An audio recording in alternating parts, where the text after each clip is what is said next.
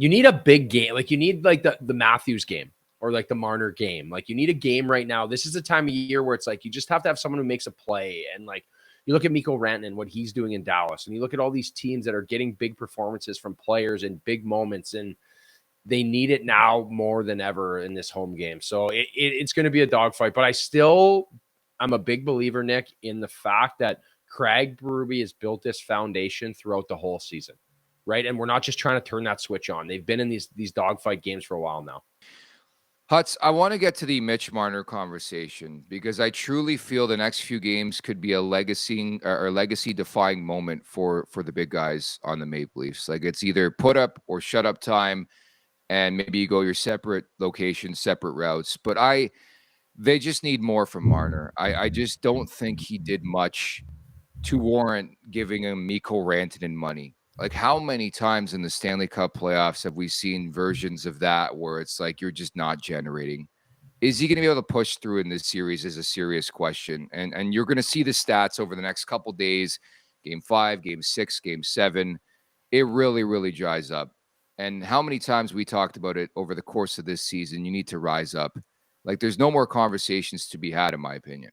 No, I agree. At this point, it's put up or shut up, I think, for Mitch Marner and the way that he's played and the way that he's been through. And I know a lot of people took away from his Four Nations, performance, and he played well and made the big play. But like it's a different landscape. The NHL playoffs is not the Four Nations Cup. It's not best on best. And you can pass whatever you say. Like it's not. This is a dogfight. It's a grind. It's a war of attrition. And I just think at times he disappears. It's that perimeter game and software game. And yes, it's very aesthetically pleasing when he is his edge work and his puck movement and he's floating and he's moving and all this stuff. But the game is so tight and there's no space. It's got to be hard lines. And that's why Matthew Knies has been so successful because he plays in that hard area all the time. So Mitch Marner needs to do something. He needs to create something because that being said, man, how many years can you're going to pay this guy that kind of money knowing he's not going to get it done in the big stage? And to that point, I just don't think we've seen enough to warrant and go out on a limb and be like, you have to pay this guy. Like, I think a lot of us Leafs fans are waiting to see what happens in the Stanley Cup playoffs under Craig Berube. There's been some moments, don't get me wrong, but I think you make a great point in bringing up a guy like Matthew Knies, regardless of the game, finds a way to make a difference or try to make a difference. Even last night, the physicality, I think he went in 1-on-4 on a PK, assignment and just comes out with the puck. Like it's little things like that. And I do truly feel that you can wrap in Austin Matthews into the conversation.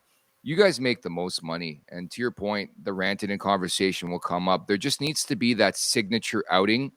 We have seen it from Willie Nylander a couple times here in the Stanley Cup playoffs. Another guy would loop into the conversation. Every game, it seems like he's done something, sway something in Toronto's direction. John Tavares, the former captain, I think has been really good.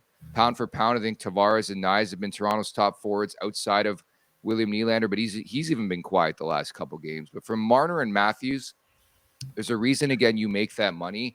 They need that signature performance. I don't care who it's from.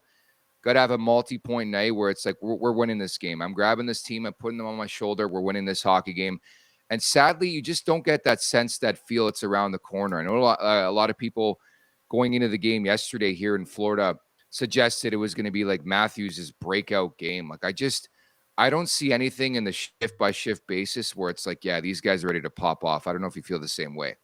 Yeah, I just don't feel like at any point right now he even has it in him.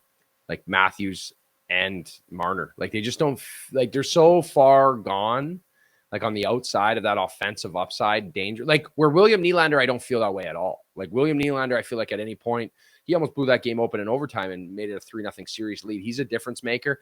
He plays when his feet are moving. Matthew Knies, I don't feel that way about it all. And again, Tavares is one of those players where he takes a lot of shit, honestly, like for how good he's been at his age, but he is a tight area guy. He's a guy that can work tight areas, that can protect the puck battle. And again, that's a playoff style that you need. So that being said, I'm with you, man. I just don't really feel like we're going to be sitting here after game 5 and be like, holy shit, Marner just had 2 and 1 and he did this, he did that. It just seems like you can just take him out of the play way too easy this time of year.